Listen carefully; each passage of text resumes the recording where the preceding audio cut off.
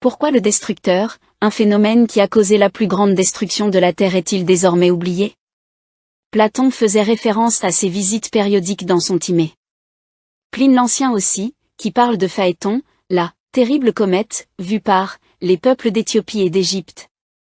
Elle avait une apparence ardente et était tordue comme une bobine, et elle était très sinistre à voir. Ce n'était pas vraiment une étoile mais plutôt ce qu'on pourrait appeler une boule de feu. Dans la littérature grecque antique, le destructeur est réduit à un géant mythologique appelé Typhon. Le livre de l'Exode fait référence une fois au destructeur et le livre de Job une fois.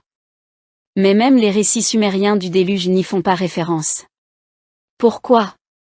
La réponse est si simple, les hommes, frappés de terreur, sont devenus fous devant l'horrible spectacle dans les cieux. Ils furent libérés de leurs sens et se précipitèrent, ne sachant pas ce qu'ils faisaient. Cette chose à l'aspect effrayant était si impressionnante que le souvenir quitta heureusement l'homme, ses pensées furent étouffées sous un nuage d'oubli par le Dieu créateur. Lorsqu'ils sortirent des grottes et revinrent à la surface de la terre et du haut des flancs des montagnes. Leurs yeux et leurs membres tremblaient, et leur langue manquait de contrôle. Ils ne connaissaient plus aucune loi, étant privés de toute la sagesse qu'ils possédaient autrefois et ceux qui les avaient guidés avaient disparu, les géants. L'homme a survécu, mais il n'était plus le même. Désormais, les cieux placides recèleraient un terrifiant secret, le monde que leur père avait connu avait disparu à jamais.